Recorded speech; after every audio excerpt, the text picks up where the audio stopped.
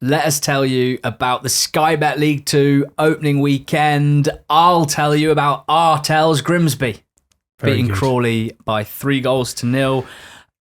An unfortunate early penalty given away by Harvey Davies. Mainly unfortunate because I don't think it should have been given. I thought he got to the ball.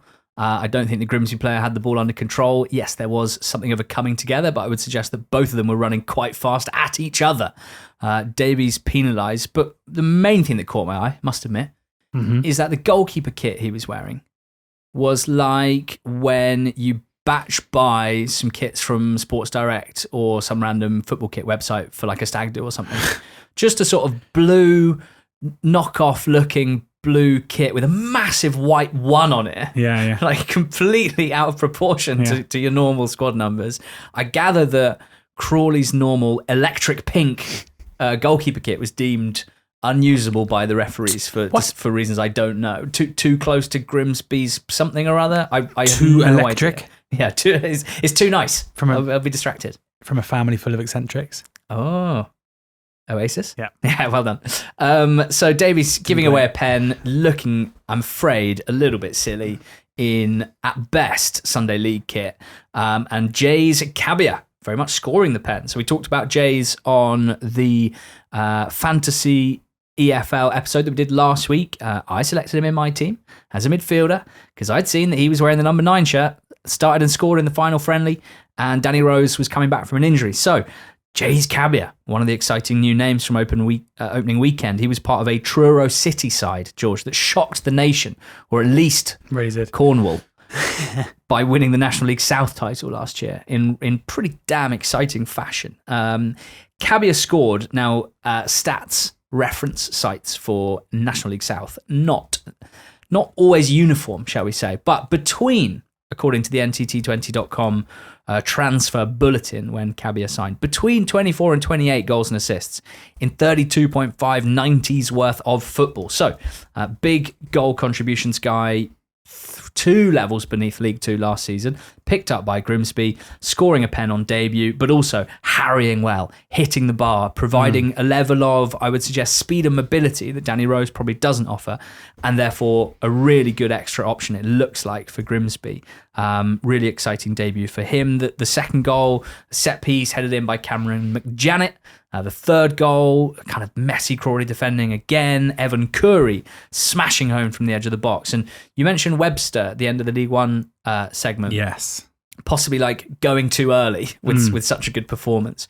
Curry's one in League 2 that I look at and think, could I see a mid-table League One team looking for a lefty central midfielder that proved himself last season after a few years of being considered a compelling talent, proved himself as a League 2 midfielder last season with quality on the ball, added a bit of bite to his game, plays number 8, can play deeper if necessary, scores goals like this. Curry's one, I think, will be, they might be tested, shall we say. And, Curry staying would be of huge value to Grimsby, not just because he's a good player, but when, we're always talking about new signings at this stage of the season and what they're adding to a team. And I think what we forget is the benefit of relationships on the pitch that are already developed, like telepathic relationships like me and George's, and how we always finish each other's podcasts. Sandwiches. And I think in McEachran at the base with Curry and Green in front, I think in terms of maybe not the sexiest names on paper in League 2, albeit McEachran's star rose a lot last season. Hey, Green, he's joking, he's the sexiest man in League 2. Kieran Green? Yeah. Zinedine Green? Do you not remember everything he did all last season? What, the Trivella assist? Yeah, all sorts. Something else? Assists, well, goals. We're speaking the same language here, Josh, because I'm saying Grimsby's midfield is great. Nice. And there you go. So they looked pretty good. Sweeney had a good debut at left back. Charles Vernon played well. It's always nice to see him fit and available because when he is, he tends to play pretty well. And they just absolutely thrashed Crawley. And I know from chatting to you over the weekend, George, that this is one that you're looking at a little bit like not necessarily the scoreline as being the thing that gives you the most sort of signal, if you like. More the fact of how Crawley played when chasing the game and how they just could not seem to lay a glove on this Grimsby side. Yeah, they got absolutely nowhere near them. Despite Town taking the lead after 10 minutes, Crawley didn't have a shot in the first half. So first half stats, Grimsby, 11 shots, 3 on target, 3 big chances. Only 89 passes completed, but an XG of 1.63 compared to Crawley, who completed more passes but had 0 shots. That is a worry. 6 corners to 1 in favour of Grimsby. Second half, slightly different, a bit more even, but still only managed 5 shots and 1 on target. The only kind of chance I only know was from Tishmanga with 20 or so minutes to go, which he put over the bar. Big worries. I think because this is a new Crawley side. They've lost a lot of players from the kind of promising one from the back end of last season. It's a new Crawley era, with Wagme having moved on and a new ownership group, and Preston Johnson being very outspoken in terms of the change in direction of Crawley, which puts quite a lot of pressure on Lindsay and the new ownership group, which I doubt has been particularly well received. And then there's just always whenever we talk about Scott Lindsay and bad performances, this nagging thing in my mind that if you, and obviously you can't do this, but if you were just to ignore results and you took Scott Lindsay as purely underlying numbers, then there are at MK Dons last season, in the promotion season at Crawley, big kind of red flags, electric pink flags. Yeah, exactly. So we'll see. I mean, as I said, I do kind of think that maybe being beaten like this can be a bit of a wake-up call, can teach a manager more than what they'd learned had they kind of put in a plucky display and lost at 1-0. But yeah, there was a real lack of cohesion and quality about Crawley on Saturday, which might just be because, and it wouldn't surprise me if this is true, Grimsby Town could be a really, really good side this season. So big result came in what I call the pungent derby. No one else calls it that, and I think we know why. But let me explain, George. Something about gas? The Gas. Yeah. That nickname for Bristol Rovers in reference to the large gasworks adjacent to the old Bristol Rovers Stadium in Eastville, which wafted the sometimes overpowering odour of town gas across the crowd. I smell a lot of gas at Oxford as well during games, to be honest. The Sulphurites. Yeah. Harrogate Town's sort of secondary nickname, not one that gets used a lot. Harrogate, renowned for its numerous mineral springs, particularly those containing sulphur. These springs led to Harrogate's development as a popular spa town. The waters, believed to possess medicinal qualities, were initially used to treat a variety of ailments, including skin conditions. Our breakdown of Bristol Rovers 0, Harrogate 1 is also the debut of the Sky Bet surprise feature, which will be part of the Monday pod throughout the season. This will be a weekly feature, and it could come in any league's review. And the idea here, George, is simple. The biggest against the odds winner of the weekend in the EFL, and us analysing the anatomy of that win. Yeah. And the biggest price winner, and therefore the biggest upset of the whole weekend, was Harrogate Town beating Bristol Rovers. 130 was the odds with Sky Bet. At kickoff, so bigger than 3-1. And I reckon since Harrogate have been promoted, I'd love to know the answer to this, but since Harrogate have been promoted into the EFL, my guess is that they would have won the Sky Bet surprise the most times because they are the team who are continually priced as if they are one of the worst teams in the league, and probably rightly so given the squad quality and budget and everything else. And yet they consistently prove people wrong. And that was the case again here. As will often always also be the case with the Sky Bet surprise, this was smashy and grabby. It wasn't that Harrogate were poor by any stretch. They had quite a few good chances. But Bristol Rovers, especially in the first half, were absolutely dominant. And they hit the woodwork twice within the game. Went close a few times, but just couldn't force the ball home, especially really dangerous from set pieces. But Harrogate stayed in it. And the goal came from Stephen Duke McKenna, who was signed last summer, I think, as kind of the Odo replacement, but didn't have a great first half of the season and ended up playing for St Johnstone on loan in the second half of it. But it was a well-taken goal down the left-hand side, really good kind of dinked finish over Luke Southwood. James Belshaw against his old club made a couple of big saves. As we say, they lived on the edge as they were always going to. I personally wouldn't have any real concerns if I was a Bristol Rovers fan, apart from the fact they weren't able to finish their chances. It was a pretty good performance from them. It was just bad finishing that really cost them, and they were undone by one kind of good counter-attack and a decent finish. So yeah, well done to Harrogate. Another season where they are looking to kind of upset the odds in terms of staying up, and they've started well here with the biggest price winner of the weekend. Yeah, the two players with the most touches inside the opposition box in this game were Alfie Kilgore and Taylor Moore, Bristol Rovers' centre-backs. So Set-piece FC. You can see, the 12 set-piece shots in the first half hour alone. Wow. I do think that there's a really impressive bit of character shown and quality by Harrogate, like weathering that storm from the 40th minute till the 70th approx. Bristol Rovers shots kind of dried up, and like the goal, as you mentioned, really nicely worked counter-attack. Lovely combinations, lovely finish. Mikulski's their kind of big number 9 signing for this summer, showed some nice hold-up play. Bryn Morris, who joined in January and I think instantly made them a stronger team, getting on to support the attack. Rovers midfield a bit slow to get back, and that lovely finish as well. From a Bristol Rovers point of view, it's obviously a really underwhelming start to a new season after an underwhelming campaign last season, which saw them get relegated. Ellis Harrison had a great chance, didn't he? Played through by Isaac Hutchinson, hitting the post. Both of those players started on the bench, so I wouldn't be surprised if we see a bit more Ellis Harrison starting over Omakere. I just get the sense that unless Omakere can find some confidence from somewhere and kind of remember that he's got good physical attributes and actually use them in a way that's effective, and also clearly, would be great if he could find some goal scoring touch as well. I just reckon that Clark will favour his old mate Ellis Harrison, who's obviously bounced around for the last few years, but I think is probably going to be more popular. And I'm really surprised that Isaac Hutchinson didn't start. Thomas started and would be the obvious one for Hutchinson to replace. And I just look at this team. You've got McEachran and Conte starting in front of the back four at home to Harrogate team. Both of those guys very keen to do their business in the deep midfield areas and not much higher than that. Yeah.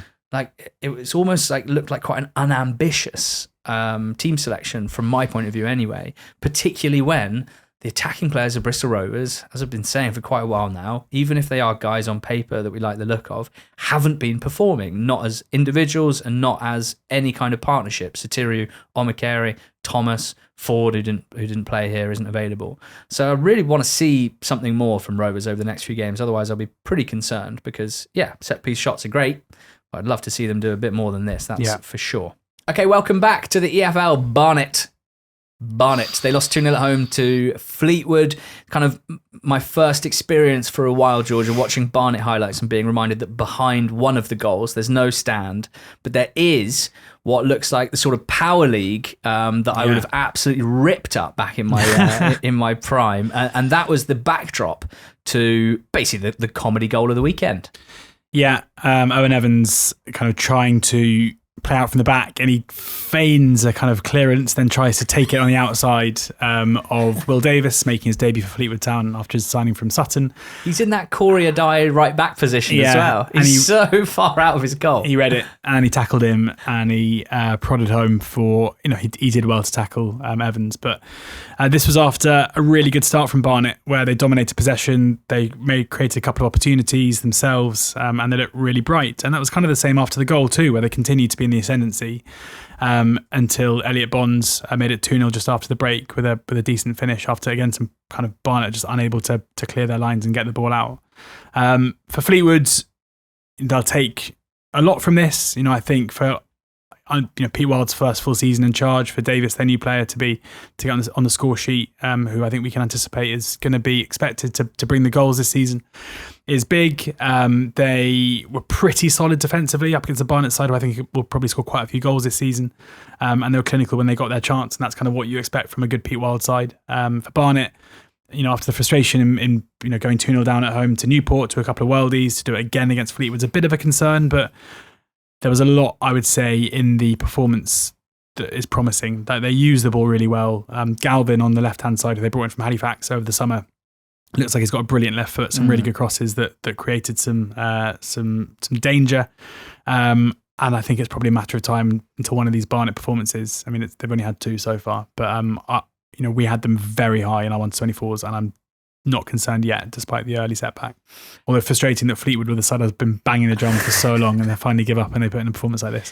Apparently, it was an absolute shambles at the ground, which is sad to hear. A lot of Barnet fans really upset with the club and those who sort of put on the match day experience and the catering and the ticketing and stuff like that, because clearly for their return to the league, they were excited and it was a good crowd and it sounded like basically a shambles on an operations point of view. So that's quite disappointing to hear and hopefully get sorted by the time you and I head that way this season, which I'm sure we will do soon. Yes. There's also, you mentioned Galvin.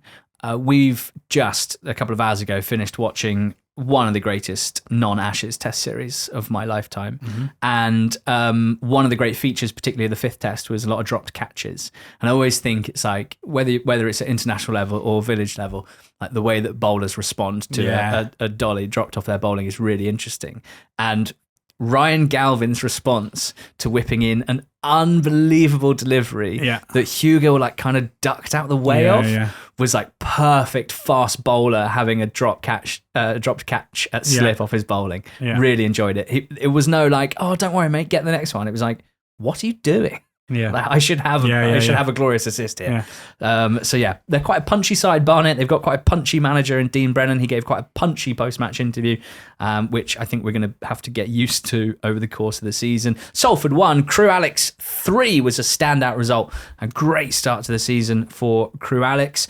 I'm going to talk about refereeing.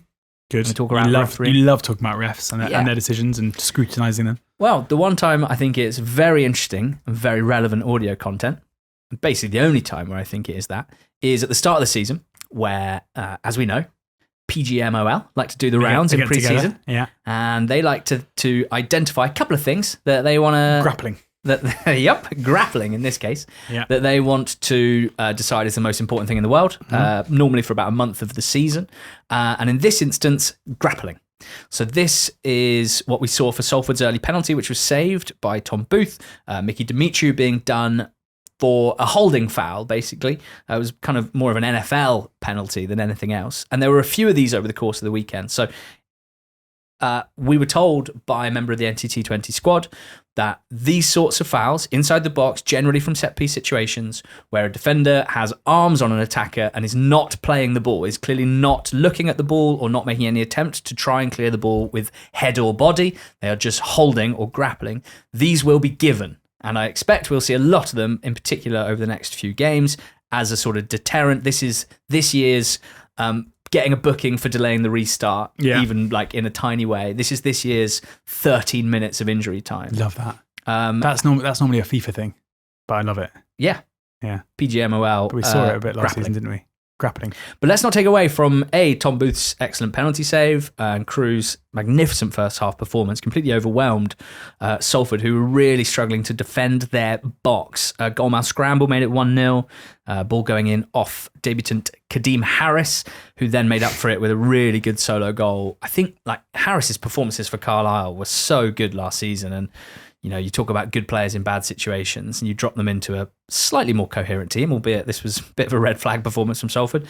And it turns out he's going to be really good again. So 1-1 there. Then Josh March with a brilliant assist for 2-1, running the channel, hooking in a brilliant cross that was finished off by Connor Thomas from close range. And then Tommy O'Reilly, the Villa loanee, showing quality, getting on the ball, showing dribbling ability, agility, balance, and almost lobbing Young. And Thomas tapped in for another goal. So Connor Thomas, a brace already, didn't score many last season. He used to be good for like 5 or 6 a season when he was younger at Cheltenham, but recently he's been much more of a defensive-minded midfielder. Clearly got the taste back here. And I think for me, the first half is the kind of the exciting headline. For me, perhaps the most impressive part of this Crewe win was the second half display, because away from home, when you're unfavoured against a team with quite a lot of attacking firepower, at least on paper, 2 goals up at half time, that can get nervy quite quickly, can't it, if you are under pressure? And they stood up to it really, really well. Salford didn't create a huge amount, and Crewe actually had chances to extend it in the second half as well. So a full performance, even if most of the damage was done in that first half, and some impressive debuts from March at the top of the pitch, from O'Reilly, but also from some youngsters. Owen Lunt in midfield, only his 6th start for Crewe in the league, and Callum Aegis on the wing, only his 2nd start for Crewe in the league. Really strong start for Lee Bell's Crewe Alex at Salford. Chesterfield got a 1-0 win, George, at home to Barrow. Yes, Dylan Markinde crowning his return to Chesterfield with a diving header. A trademark diving header? Is it a diving header or is it a stooping header? I think he's just short, isn't he? Yeah, but you can still stoop when you're short. Kidding. You should know. Come on. It was, it wasn't by any stretch of a vintage Chesterfield. Barrow were a pretty awkward opponent. They capitalised after Mahoney on the right-hand side was kind of caught in possession. Ball swung in and Markandale diverting at home. I think it was deflected as well. Wasn't necessarily a game of loads of chances. But Chesterfield got the job done. It wasn't, it's another team that we had first in our 1-24s. It wasn't the kind of performance that makes you go like, wow, look at that. But it was relatively comfortable, and they saw it out pretty well. For Barrow, it's a tough assignment on opening day. They certainly didn't embarrass themselves up against decent opposition. So we'll see how they get on in easier assignments. But this was as regulation a 1-0, I guess, as you're going to get. Innes Cameron missed a one-on-one.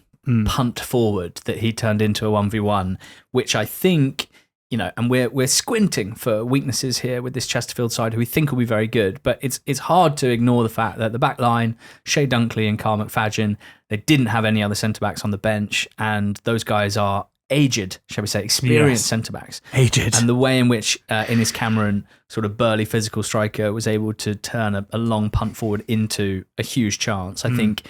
I'd love to see them add just some defender, comfortable defending space and sort of a covering defender, pacey. Bit of pace. Let's see what they do in the next few weeks of the window. Walsall 2, Swindon 1. Walsall. This was sensational opening day fare. Someone needs to make a documentary about Walsall because they are just from a neutral's perspective, every game of theirs and every storyline is like a little soap opera. It's amazing. They are fascinatingly fun. Yeah, one of the things that happened to them this summer, among many, was the sale of Taylor Allen George, who played left centre-back for them last season and was someone that scored a lot of goals and created a lot of assists, in particular with his set-piece delivery, with his cultured left peg. Step forward Evan Weir, who was already in the building, not someone they signed in the summer, but someone they brought in previously, Irish left-sided centre-back, who stepped forward and rifled in a free kick, the likes of which Taylor Allen could only dream of. The Taylor Allen regen was already in the building. Absolutely unbelievable technique into the top corner, and someone instantly that we're very, very excited about in Evan Weir, and those who know him from his early career in the League of Ireland, not surprised at all. Lots of chat about him on NTT20 squad over the last few seasons, where generally very little gets missed across the world of football. Walsall went down to 10. Comley with a red card after 22 minutes, sort of trying to pull this Harry Smith shorts down when he was through on goal, red card. And Swindon, the pressure did tell eventually, penalty for holding. Yeah. A holding foul. I think Harry Smith might win quite a lot of penalties in the first few weeks of the season for that. Albeit he's not on pens because Will Wright took it, scored it, 1-1. Great pen. Swindon in the ascendancy. Going to win against 10-man Walsall. False. Walsall brought on Courtney Clark. Yeah. And I bet his performance, even in highlights, caught your eye because he looks very interesting indeed. And he was involved in the winning goal scored by Connor Barrett, little 1-2 from them, slicing open this sort of mainly vibes-based Swindon tactical setup. Can you slice something open if it's not there? It was so easy to play through them. Ian Holloway's quotes about his defenders for this moment are quite sensational. And finished off by Barrett, which meant the fresh-looking Walsall got a fantastic, quite cathartic win at the Bescot, which has another new name, which I refuse to learn, and got a big win against the Swindon side, who won't quite understand how they've left with nul point. Pretty exciting. Would go watch the extended highlights. I think they're on the EFL's YouTube channel. 2-1 Walsall. Cambridge 1. Cheltenham 0. Rinse and repeat what I said a second ago. A home team who didn't give much away against a relatively poor away side in Cheltenham, getting the all-important goal to win the game. The fact that it came from their new striker, Louis Appere, who of course doesn't have a great goal-scoring record previously, kind of bundling the ball home from close range, will be pleasing to Cambridge fans. They saw out the game, again, relatively comfortably, Cheltenham not offering too much by way of riposte after that goal kind of midway through the second half. And kind of little more to add, I guess. I mean, we know with Neil Harris in charge, Cambridge are going to be a tough nut to crack, and that was the case here. In terms of 7 shots, like one of those pistachios that hasn't fully ripened yet, so there's no entry point, but also a little bit salty. Perfect. So I mean, for after relegation, Cambridge getting a win, important. Cheltenham interesting how we, on NTT20 Squad, we did a kind of fan survey. And we know that fans generally have their prediction of where they're going to finish is normally higher than ours. But of all of the fans, the most surprising predicted finish was 6th for Cheltenham Town in our fan survey. And I'm not seeing where that's coming from, because this looks like a pretty poor squad. And this was a performance that didn't suggest much attacking verve, let's say. And when you look at the players involved, it's not a huge surprise that's the case. Yeah, there's supposedly the former Burnley chairman Mike Garlick is going to take over Cheltenham at some point. It's been very publicly discussed over the whole summer, and we'll kind of wait and see what that brings, because the clubs are seemingly like quite transparent about the fact that like they're really struggling to provide funds for the first team, and they're in a position where they've actually, last season's summer recruitment aged pretty well, certainly in the form of Ethan Archer, Jordan Thomas, and Arkell Jude Boyd. They're in a position that not many League Two teams are in, where they have 3 young assets, but they're also, 3 of them, the players that have the most attacking verve in their squad, shall we say. And I think Archer was pretty good again here. Yeah. And you just wonder, like, if this takeover, these things don't tend to get pushed through that quickly. So you're not sure what an impact that's going to have in this window. And certainly they do look pretty thin on the ground. Aki 1, Gillingham 1. George, I anointed Tyler Walton in the 1-24s, and he is now spreading my message. Yeah, he is. And Accrington were pretty good here, written off by a few as being kind of relegation candidates, but up against a Gillingham side who... Still could be. Yeah. Yeah. No, yeah, we've got to write them off, though. That's what I'm saying. Of course they could be. They could be terrible. Yeah. But they didn't look terrible here. As you say, the goal came from Milton, kind of running down, chasing down the ball on the left-hand side, using his strength well and finishing really nicely. Before an own goal from Matthews, from a corner, kind of heading it past the keeper who was coming out to claim it, made it 1-1. Gillingham didn't have a shot on target all game. It was pretty attritional stuff from them. And again, looking, it wouldn't be August if it wasn't me telling Gillingham fans that they were looking bad at the beginning of the season. But normally it's when they're winning games. They drew this 1-1, but they were second best in what was a pretty low standard affair. And, for Ainsworth, I think it's going to be important for him to get off to a fast start and get buy-in, because that's how we know that he succeeds, and he got that to an extent at the back end of last season, but certainly from an attacking perspective they have to improve. Newport 1, Notts County 1. A Lee Jenkins long throw was headed in on the bounce by Jed Garner. I think we're going to be saying the words Lee Jenkins long throw quite a lot. He is Newport's new centre-back, who they signed straight from Haverfordwest in the Welsh Prem, where, he's like 23, but he's played like 400 games already for Haverfordwest. So really experienced at that level, and had a really impressive debut here, defensively, but also that long throw is going to be a serious weapon. Notts equalised from the penalty spot. Now, I thought that this foul was outside the box, and therefore I don't think that should have been a penalty, but I'm more than happy to be proven wrong with still screenshots. Scored by Jody Jones, and then what did we have? We had a Reindorf hitting the post, but mostly this game settled into a fairly predictable pattern of Newport trying to defend, Notts trying to break them down, Notts on the ball a lot in defence in midfield and in wide areas, not on the ball a lot in dangerous areas. Matthew Dennis did have one pretty good chance on debut, which he fluffed. And I watched the last half an hour of this. The game had been delayed due to a medical emergency, so it was still going on after most had finished. I was pretty impressed with Newport's shape and endeavour in the second half, out of possession and defensively. I gather that the fans weren't thrilled with their overall performance, particularly attacking intent. I suppose maybe I have slightly lower standards and expectations when it comes to Newport. For me, easily the most important thing for them between last season and this season is not being a soft touch at the back and not allowing teams to create chances at will. And I thought on that front, they looked better. Didn't create very much at the top of the pitch, it's fair to say. But you could say the same about Notts, really. I found them pretty ponderous, at least towards the end. I still think there's quite a lot of square pegs in round holes here. They finished without a number 9 on the pitch, with Alexandra Jatta serving a long suspension after his heads gone moment in the playoffs, and Mai Traore, not sure where he is, and just struggling to penetrate. 1-1 there, and the same scoreline at Colchester between them and Tranmere. Yeah, Tranmere went ahead through Connor Jennings after 15 minutes or so and looked pretty good for the majority of the first half before Kyrese Lisby scored a brilliant goal, really nice turn and finish. And I think we've got to talk about the Lisby twins, haven't we? Because this is quite fun. Both of... Are they twins?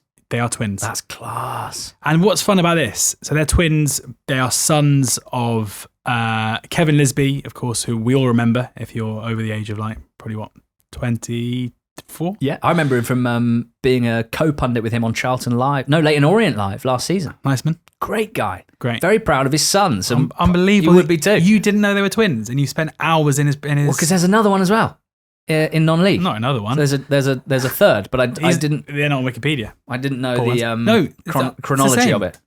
Sorry? So look, let me tell you about the Lisby twins. So what's fun about this is, because you may remember...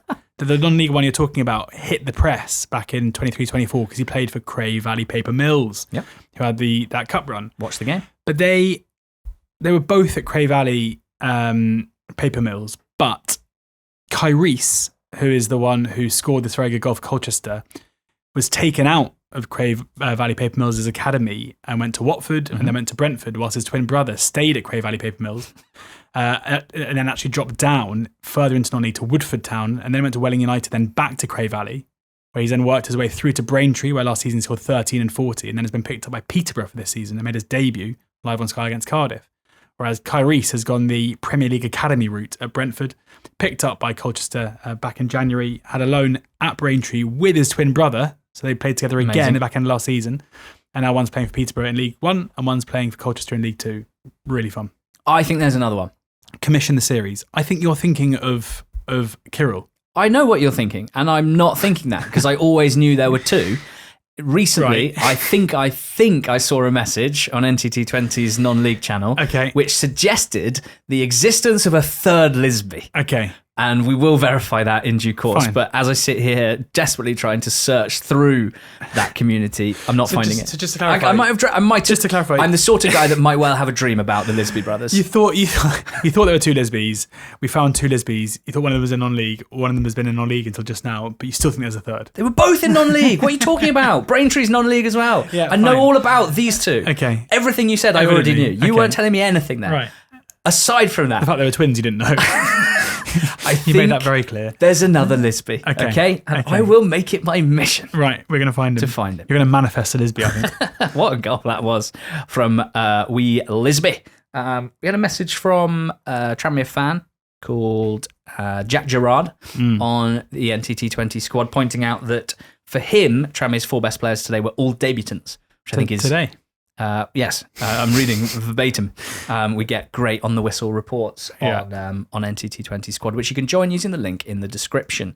Four best players today, all debutants in his eyes. Noan Kenne seemed to break everything up first half. Nice. Smallwood, some lovely passing and made the goal. Brough, non-stop on the left, some good crosses and solid defensively. And Smith, no detail given. Nathan Smith, how much detail do you need? He's a BMC. Yeah. 2-0 nils in League 2. Disgraceful to start the season with 2-0 nils, but also probably quite normal. MK Dons 0, Oldham 0. Mickey Mellon's Oldham back in the fourth tier and putting in a very impressive defensive display. Had a couple of half chances themselves. Can't really say the same for MK. Not a lot to say about this game other than some fairly crazy stats. MK in 2025 have had 0 shots on target in 5 of their league games. Now, some of them were pre-Paul Warne, where we know things weren't great. But that is 2 more times than any other club in England's top 4 tiers. That was a stat that I've cherry-picked from NTT20.com's weekend notes that went out at 6 a.m. this morning, which I think you'd all benefit from receiving in your inbox on NTT20.com. But wait, not yet. I'm excited, but not yet. In Paul Warne's 5 league games at MK so far, George, 4 0-0s and a 1-0 win.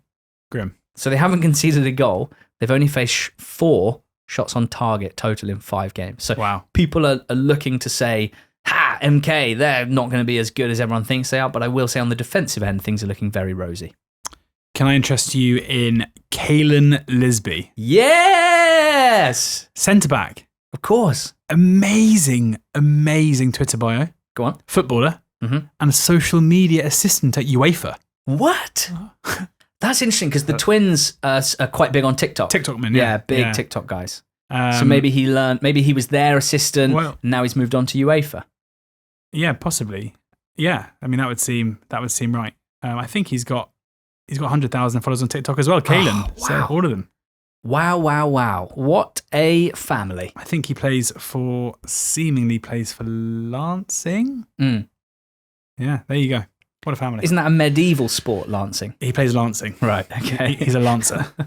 Last but not least, Shrewsbury 0, Bromley 0 was a match that happened, almost a very nice goal that happened. A back heel finish from Ben Thompson was disallowed for offside, and it was. The closest anyone else came was when John Marquis charged down a goal kick from Smith, and it went wide.